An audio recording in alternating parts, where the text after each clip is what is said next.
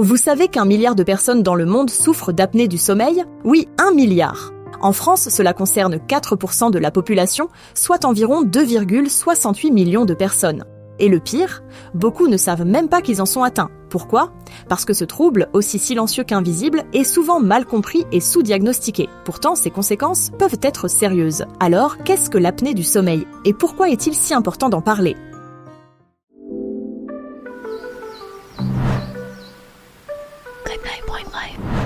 Commençons par une image. L'apnée du sommeil, c'est comme si votre corps oubliait de respirer pendant la nuit. Sans prévenir, vos voies respiratoires se bloquent ou votre cerveau fait une pause, laissant l'air en stand-by. Ces interruptions, qu'on appelle apnée, peuvent durer 10 secondes, 30 secondes, parfois même 1 minute. Imaginez votre corps, privé d'oxygène, se débattant pour reprendre son souffle. Résultat, votre cerveau vous réveille brièvement, juste assez pour relancer la machine. Et ça, plusieurs dizaines, voire centaines de fois par nuit. Le problème, ces micro-réveils, vous n'en avez pas conscience, mais ils brisent totalement la qualité de votre sommeil. Vous vous réveillez épuisé, comme si vous aviez couru un marathon, sans comprendre pourquoi.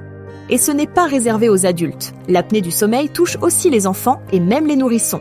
Les symptômes varient, mais le résultat est le même. Un sommeil perturbé qui n'accomplit pas son rôle réparateur. Chez les adultes, les signes sont souvent faciles à remarquer. Des ronflements bruyants, on parle de ceux tellement bruyants qu'on a l'impression d'assister à un séisme, une fatigue persistante malgré une nuit complète et cette somnolence gênante qui vous fait lutter pour rester éveillé au bureau ou en voiture. Vous pourriez aussi avoir des maux de tête au réveil, de l'irritabilité et des trous de mémoire. Chez les enfants, c'est un peu plus compliqué.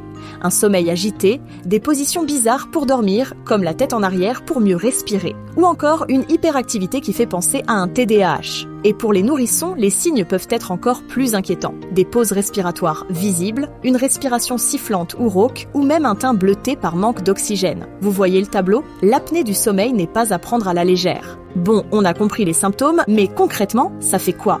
Parce que l'apnée du sommeil, ce n'est pas juste être fatigué. À chaque pause respiratoire, le taux d'oxygène dans le sang chute. Et votre cœur, lui, doit compenser, ce qui le pousse à travailler en sur-régime. Résultat, des risques accrus d'hypertension, d'arythmie, d'AVC et même d'insuffisance cardiaque. À long terme, cela peut aussi affecter votre cerveau, accélérant les troubles de la mémoire ou augmentant le risque de maladies comme Alzheimer. Chez les nourrissons, ces longues pauses respiratoires peuvent être associées à un risque accru de mort subite, ce qui rend le diagnostic encore plus important.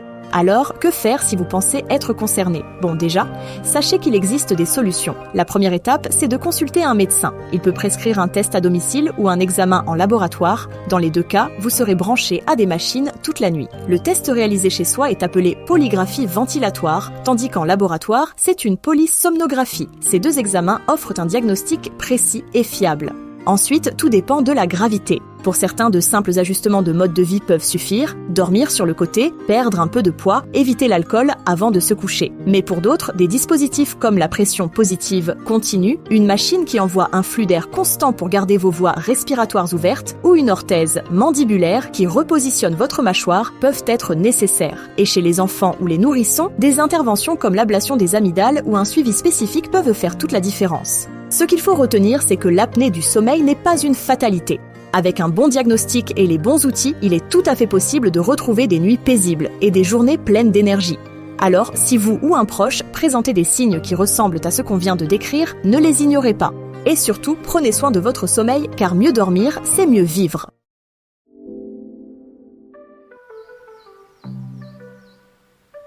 Good night, Point Life.